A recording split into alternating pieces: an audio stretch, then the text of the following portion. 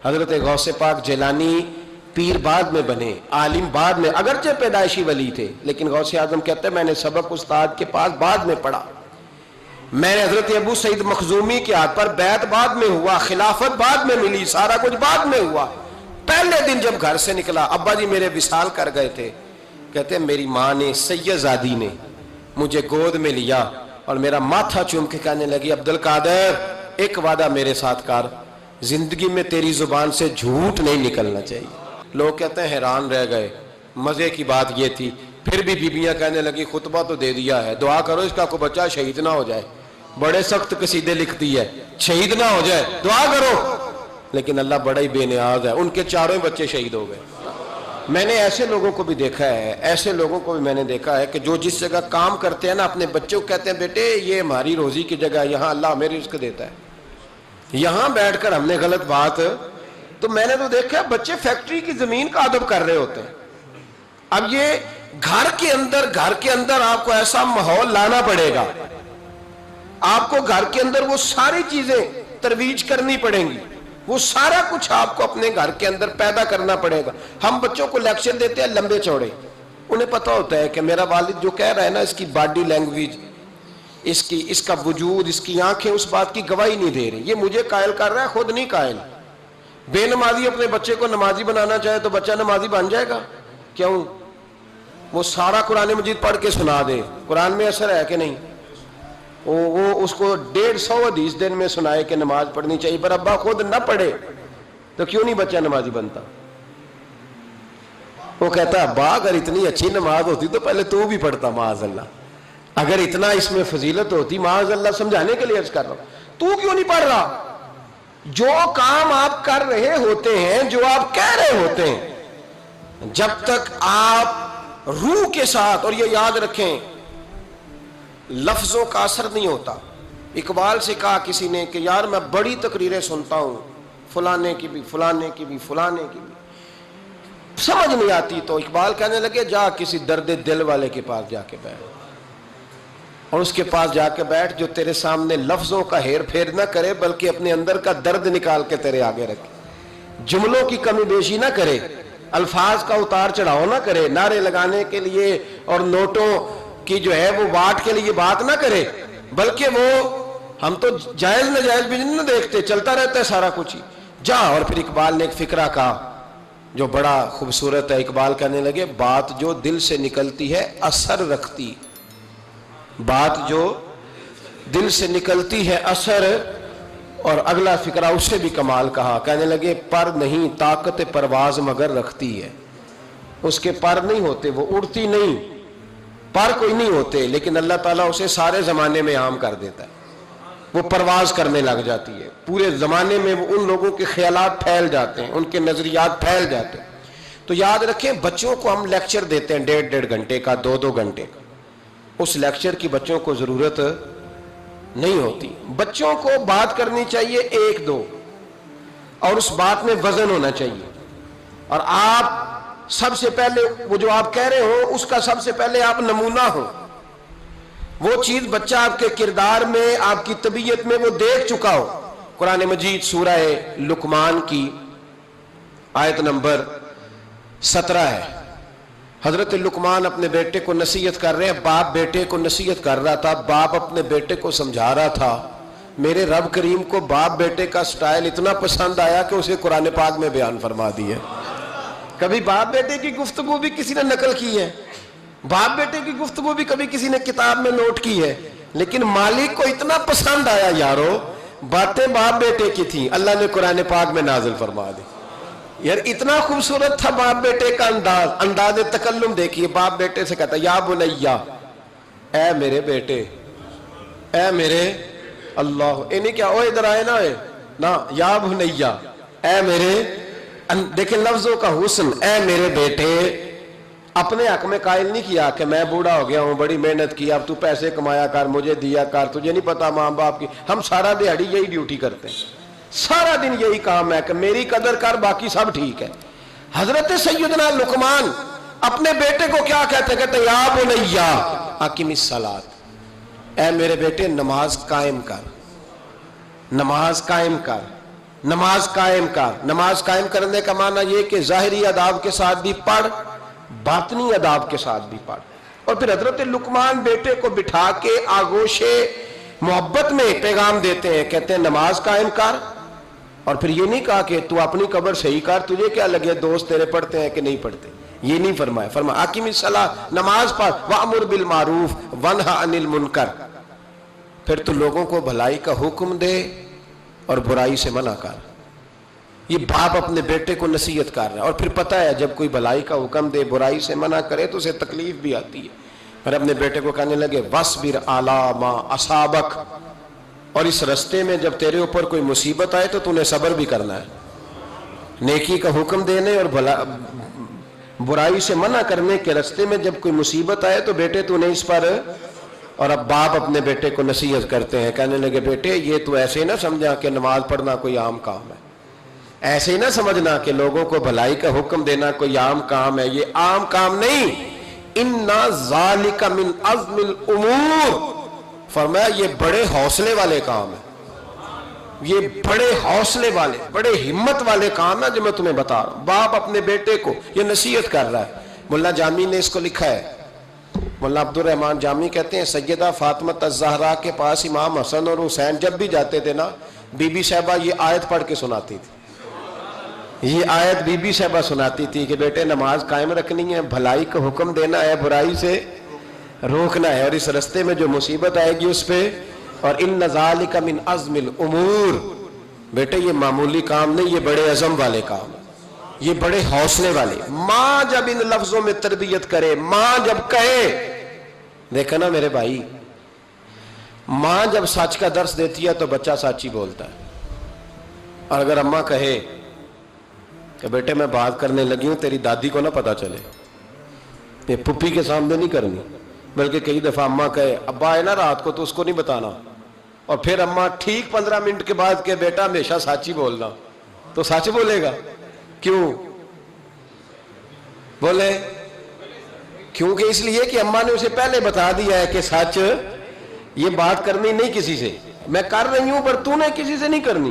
تو آپ نے 3 لیکچر تو اس کو جھوٹ کے دے دیے. اب اگر آپ اسے کہیں سچ بول تو وہ بولے گا. آپ نے خود کہا کہ بیٹے یہ ٹیلی فون اٹھا, اس بندے کے پیسے دینے, اس فون سن, اس کو کہنا کہ میرے ابا جی فون گھر میں بھول گئے. پھر دروازے پہ دستک ہوئی, آپ اندر بیٹھے تھے, بچے سے کہا کہ جا کے باہر کہہ دو کہ ابا جی گھر میں موجود ہے. پھر آپ نے ٹھیک 1 گھنٹے کے بعد اس کو سچ کا لیکچر دینا شروع کر دیا, بولے گا سچ؟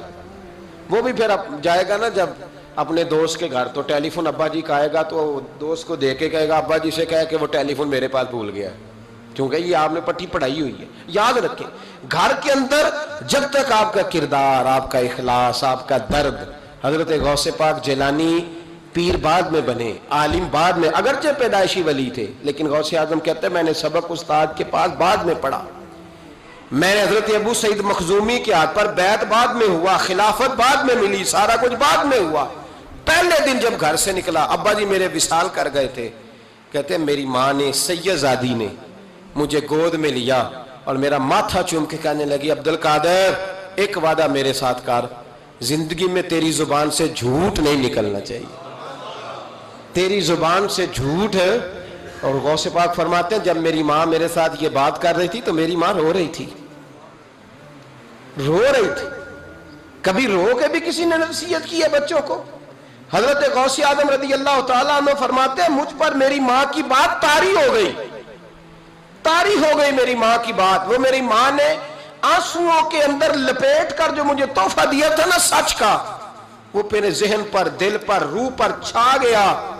اور ڈاکو جب لوٹنے آئے تو 100 دینار کپڑوں میں سلا ہوا تھا. اور کبھی کسی نے ڈاکوؤں کو بھی بتایا کہ پیسے ہیں تو لے لو. یہاں تو شریعت بھی بڑی ساری گنجائش دیتی ہے کہ بچاؤ اپنا مال, لیکن غوث اعظم رضی اللہ تعالیٰ عنہ فرماتے ہیں ماں نے مجھے آنسوؤں میں لپیٹ کر دیا تھا, لپیٹ کر کے سچ بولنا ہے. تو مائیں عظیم ہو تو پھر بیٹے بھی عظیم ہی ہوتے ہیں, ماں عظیم ہو تو بیٹا بھی پھر عظیم ہی ہوتا ہے. لپیٹ کر سچ کا تحفہ دیا تھا. تو سیدنا غوث پاک فرماتے ہیں جب انہوں نے آ کے کہا نا کہ تیرے پاس کیا ہے, تو میں نے کہا 100 دینار ہے. اس نے جیبیں بھی کھولی, ہاتھ بھی کھولے, جوتے بھی اتارے, پگڑی بھی کھلوائی, کوئی شے نہ نکلی. تو کہتے ہیں وہ سردار کے پاس لے گیا, کہنے لگا سردار یہ عجیب بچہ ہے, کہتا ہے 100 دینار ہے, سارا ڈھونڈ لیا ملے نہیں, تو یہ جھوٹ بول رہا ہے. تو کہتے ہیں جب اس نے کہا نا جھوٹ بول رہا ہے, تو حضرت غوث اعظم کہتے ہیں مجھے جلال آیا, غصہ. میں نے کہا خبردار یہ بات نہ میرے ساتھ آج کے بعد کرنا, میں جھوٹ نہیں بولتا, یہ میرے قریب نہیں آ سکتا, خبردار. یہاں بچوں کو غصہ تب آتا ہے جب مرضی کا برگر نہ ملے. غوث اعظم کو غصہ کب آیا؟ خبردار سارا کچھ کر. آج کے بعد یہ لفظ نہ کہنا میں جھوٹ بولتا ہوں. عبد القادر جھوٹ نہیں بول سکتا, ہو ہی نہیں سکتا. اس نے کہا پھر بتا پیسے کدھر ہیں؟ تو حضرت غوث اعظم نے بٹن کھولے اور الٹ کر کے کرتا, کہنے لگے میری ماں نے سیے تھے. 12 سال کے غوث پاک, یہ ایک روایت ہے 14 سال. یہ ہم لوگ اس کو کہانی سمجھتے ہیں, کہانی نہیں بھائی. یہ واقعہ اگر تیرے میرے سامنے ہو تو اللہ کی عزت کی قسم کھاتا ہوں میں اور آپ بھی توبہ کر دیں, کیونکہ وہ واقعہ نہیں ہو رہا تھا, وہ کیفیات تھی, وہ طاری تھا سارا کچھ اس وقت. غوث اعظم رضی اللہ تعالیٰ عنہ کا یہ پیسے 14 سال یا 12 سال عمر مبارک ہے. ڈاکوؤں کا سردار کہتا ہے مجھے 22 سال ڈاکے مارتے ہو گئے تھے, اور 14 سال کا بچہ عشق لگا سی کھیڈا کھیڑ دی. 14 سال کا بچہ. غوث اعظم نے پلٹ کے دکھا یہ پیسے. تو وہ ڈاکوؤں کا سردار کہتا ہے کہ پتہ نہیں مجھے کیا ہوا کہ بچے کے جذبات کس طرح کے ہیں, افکار کس طرح کے ہیں, خیالات کس طرح کے. کہتا کہ کہاں جا رہے ہو؟ کہا میں علم سیکھنے بغداد جا رہا ہوں. تو کہا بیٹا دنیا پیسے چھپاتی ہے, تو نے بتایا کیوں؟ تو حضرت غوث اعظم نے پیسے اتار کے پھینکے, کہنے لگے پیسے تو رکھ, میں اس لیے بتا رہا ہوں کہ ماں سے وعدہ کر کے آیا ہوں کہ سچ بولوں گا, لے پیسے تجھے دے رہا ہوں. ڈاکوؤں کا سردار کہتا ہے بچے کی اتنی عمر نہیں جتنے مجھے پاپ کرتے سال گزر گئے, پر اس بچے کا ماں سے کیا ہوا وعدہ مجھے بدل گیا. میں دوڑ کے پیچھے گیا, میں نے کہا عبد القادر مجھے بھی یار بغداد ہی لے چل. کہا وہاں کیا کرنا ہے؟ کہا جس استاد کے پاس تو آگے بیٹھ کے پڑھے گا میں اس کے پیچھے بیٹھ جایا کروں گا, چلو بڑھاپے میں بھی کو رٹا لگا کے قرآن و سنت سیکھ جاؤں گا. تو کہتے ہیں تجھے کیا ہوا؟ کہنے لگے عبد القادر تو ماں سے کیا ہوا وعدہ نہیں توڑتا, میں رب سے کیے ہوئے وعدے توڑ رہا ہوں, توبہ میری. ڈاکوؤں سے کہنے لگے جاؤ کوئی سردار اور بنا لو, مجھے تو ماں بیٹے کا رشتہ جیت گیا ہے. یہ ماں بیٹے کا رشتہ مجھے جیت کے لے گیا, میں جیت گیا ماں بیٹے کے رشتے میں, یہ مجھے فتح کر گئے, تم کوئی اور سردار بنا لو. تو 22-23 ڈاکو تھے, پیچھے آ کے بیٹھ کہنے لگے سردار اگر گناہ اکٹھے کیے ہیں تو نیکیوں میں اکیلا تو نہ چھوڑ. او بھائی ماں بیٹے کا رشتہ اور ماں بیٹے کی تربیت, تو 14 سال کا بچہ توبہ کرا جاتا ہے. پر مصیبت یہ ہے کہ ہم وہ مائیں تیار کرنے میں کامیاب نہیں ہو سکے, لیکن ہم نے سدا ناکام نہیں رہنا, مائیں تیار کرنی ہے. مائیں تیار, یہ والا مطالبہ نا بیوی سے کرتے ہیں کہ میری بیوی فٹافٹ صحیح ہو جائے, بیٹی سے کریں یہ مطالبہ, بہن پر کریں یہ محنت. یہ والی میرے حضرت خنسا رضی اللہ تعالی عنہا, جناب خنسا حضور کی ایک صحابیہ ہیں, انہوں نے بعد میں کلمہ پڑھا. دور جاہلیت میں ان کا ایک بھائی قتل ہو گیا تھا. انہوں نے اپنے بھائی کے جانے پر, قتل ہونے پر ایک مرثیہ کہا تھا. وہ مرثیہ اتنا مشہور تھا کہ جہاں بھی پڑھا جاتا لوگ اپنا کوئی جانے والا یاد کر کے رونے لگ جا. ہمارے ہاں تو اب نعت خانوں نے رواج بنایا نا, جس کے گھر میں کوئی فوتگی ہوتی ہے اسے اور زیادہ رلاتے ہیں. میاں صاحب تو شعر لکھ گئے تھے, کوئی یہ تو نہیں انہوں نے کہا تھا کہ سارے کلاتے ہی پڑے اجے. انہوں نے تو شعر لکھا تھا نا, باپ مرے تے سر ننگا ہوندا, تے پائی مرن تے کنڈ خالی, تے ماما بعد محمد بخشا کون کرے رکھوالی. اب اس کو پتہ ہے اس پہ روئیں گے بھی زیادہ, نوٹ بھی زیادہ دیں گے, تو ہر جگہ جا کے نا بات یہی چھیڑ دیتا ہے. اب وہ بیچارے بچے پہلے سے زیادہ روتے ہیں, تڑپتے ہیں. حالانکہ حکم یہ تھا کہ جب کسی جاؤ نا فوتگی پہ تو ان کو رلانا نہیں بلکہ ان کو حوصلہ دینا ہے. نعت خانوں کی بات ہوئی ہے تو آپ نے بڑا غور سے دیکھا ہے میری طرف, میں اور آپ بھی ایسے ہی کرتے ہیں.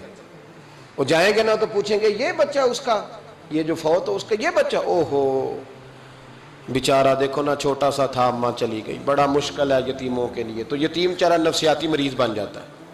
وہ کہتا ہے بالکل چاچا صحیح کہہ رہا ہے, یتیموں کے بڑے برے حال ہوتے ہیں. اس طرح کر کے ہم نفسیات کمزور کرتے ہیں بچوں کی. حالانکہ بتانا چاہیے بیٹے فکر نہ کر, میرے نبی پاک بھی تو یتیم ہی پیدا ہوئے تھے نا, تو سارے یتیموں پر حضور کا سایہ ہے. بجائے حوصلے دینے کے ہم اور کمزور کرتے ہیں، اور زیادہ کمزور کرتے ہیں، اور زیادہ لوگوں کو تکلیف دیتے ہیں۔ تو قصیدہ جناب خنساء رضی اللہ تعالیٰ عنہ کا بڑا مشہور تھا، عربی قصیدہ لکھا تھا انہوں نے۔ کسی کے ہاں بھی کوئی انتقال کر جاتا تو ان کا وہ عربی قصیدہ پڑھا جاتا، اور جب وہ قصیدہ پڑھا جاتا تو لوگ دھاڑے مار مار کے روتے، دھاڑے مار مار کے۔ حالانکہ رونا رلانا اتنا اہم کام نہیں جتنا کسی کے دل کو تسلی دے دینا اہم کام ہے، جتنا کسی کی اشک شوئی، اشک آنسو نکالنا تو جرم ہے، آنسو پوچھنا ثواب ہے۔ یہاں لوگ رلانے کی ڈیوٹی کرتے ہیں، آنسو پوچھنے کی ڈیوٹی نہیں کرتے۔ حضرت جناب سیدنا خنساء رضی اللہ تعالیٰ عنہ، آپ کا وہ قصیدہ پڑھا جاتا، لوگ دھاڑے مار مار کے روتے۔ یہ وہی خنساء تھیں کہ جنگ احد سے کچھ مہینے پہلے کلمہ پڑھ کے مسلمان ہو گئی۔ یہ وہ بی بی مشہور شاعرہ جن کا قصیدہ رونے رلانے کے لیے پڑھا جاتا ہے۔ ان کے 4 بیٹے جوان تھے۔ احد کے لیے جب رسول رحمت صلی اللہ علیہ وسلم نے اعلان کیا نا، فوجی آئے، مائیں بہنیں بچے تیار کریں بھیجیں، تو ان کی سہیلیاں کہنے لگی کلمہ تو پڑھ گئی ہے، تیرے بچے بھی پڑھ گئے ہیں، پر تیرا سب کو پتا ہے تیرے بچے کوئی نہیں جائیں گے، اس لیے کہ ایک بھائی کے جانے پر تو نے قصیدہ لکھا ہے تو آج تک پڑھا جا رہا ہے، تو 4 بچے کیسے تیرا نہیں جاتا؟ جناب خنساء چوپ ہیں۔ جب جنگ احد کے لیے سپاہی اور مجاہد نکلنے لگے تو 4 بیٹے لے کے چوک میں آ گئی۔ وہ بی بی جس کا رونا دھونا مشہور تھا، وہ اپنے بچوں کو چوک میں کھڑا کر کے ادھر دیکھو، قسم ہے مجھے اللہ کی عزت کی، میں نے تمہارے باپ کے ساتھ، یہ ماں لیکچر دے رہی ہے اور چوک میں دے رہی ہے تاکہ دنیا کو پتہ چل جائے۔ جناب خنساء کا خطبہ مدینے کے چوک میں، کہنے لگی مجھے اللہ کی عزت کی قسم، میں نے جاہلیت کے زمانے میں بھی تمہارے باپ کے بستر کو کبھی ناپاک نہیں کیا، کبھی ناپاک نہیں کیا۔ میں نے طیب اور طاہر بچے پیدا کیے، اور میں نے تمہیں اپنے سینے سے اپنے وجود کی خوراک تمہیں دی، دودھ پلایا۔ میرے بچوں، سارا زمانہ جانتا ہے کہ میں کسی کی جدائی نہیں سہ سکتی۔ میرا بھائی گیا تھا تو میرا قصیدہ ضرب المثل بن گیا، دنیا پڑھتی ہے، پر اب سنو، اب میں مسلمان ہوں، اب میں رسول پاک کا کلمہ پڑھتی ہوں۔ یاد رکھنا، جب میدان میں تیر چلے نا اور تلواریں چمکے اور نیزے برسے تو سب سے پہلے زخم میرے بچوں کو آنے چاہیے۔ بچوں کی تربیت ماں کر رہی ہے، پہلا زخم تمہیں لگے، اور پھر کہنے لگی اگر میرا دودھ پیا نا تو پھر یاد رکھنا کوئی ایک تیر بھی تمہاری پشت پہ نہیں ہونا چاہیے، جتنے بھی کھانا سینے پہ کھا کے آنا۔ کوئی مجھے یہ نہ کہے تیرے بچے بھاگ گئے تھے اور پشت پہ انہوں نے تلواریں کھائی اور زخم کھائے، اور لوگ خبردار سینے پہ تیر کھانا، خبردار جرأت کا مظاہرہ کرنا۔ یہ خطبہ دے کے جناب خنساء اندر چلی گئیں۔ لوگ کہتے ہیں حیران رہ گئے۔ مزے کی بات یہ تھی، پھر بھی بیبیاں کہنے لگی خطبہ تو دے دیا ہے، دعا کرو اس کا کوئی بچہ شہید نہ ہو جائے، بڑے سخت قصیدے لکھتی ہے، شہید نہ ہو جائے، دعا کرو۔ لیکن اللہ بڑا ہی بے نیاز ہے، ان کے 4 بچے شہید ہو گئے، 4۔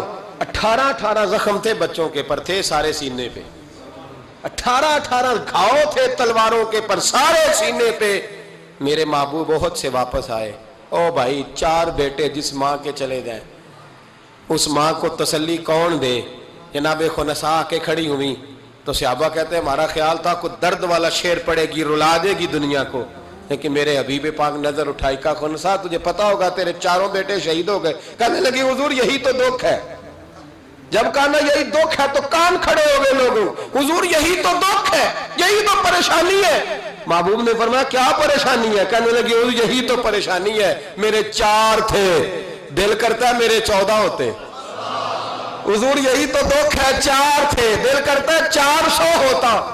4 کروں تیرے نام پہ جان فدا، نہ بس ایک جان 2 جہاں فدا۔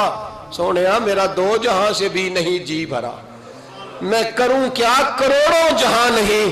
کہ حضور 4 تھے، اور پھر مسجد نبی آج بھی اس ماں کی جرت کی گواہ ہے کہ ماں پوچھنے لگی سونیا میں یہ نہیں پوچھنے آئی کہ میرا کوئی بچہ ہے کہ نہیں، یہ پوچھنے آئی ہوں کہ میرے بیٹوں نے کوئی پشت پہ زخم تو نہیں کھایا؟ حضور کوئی پشت پہ زخم تو نہیں کھایا میرے بچوں نے؟ کوئی پشت پہ زخم؟ تو رسول پاک نے فرمایا خنساء تیری جرت کو اللہ قبول فرمائے، تیرے بچوں نے جتنے بھی زخم کھائے ہیں سینوں پہ کھائے۔ میں نے کہا مائیں عظیم ہوں تو بچے بھی عظیم ہوتے ہیں، اور اگر ماں کسی کے سائے کا اندھیرا دیکھ کے ڈر جائے تو بچوں میں جرت کیسے آئے گی؟ بچے کربلا کے میدان میں کیسے جائیں گے؟ بچے کس طرح میدانوں میں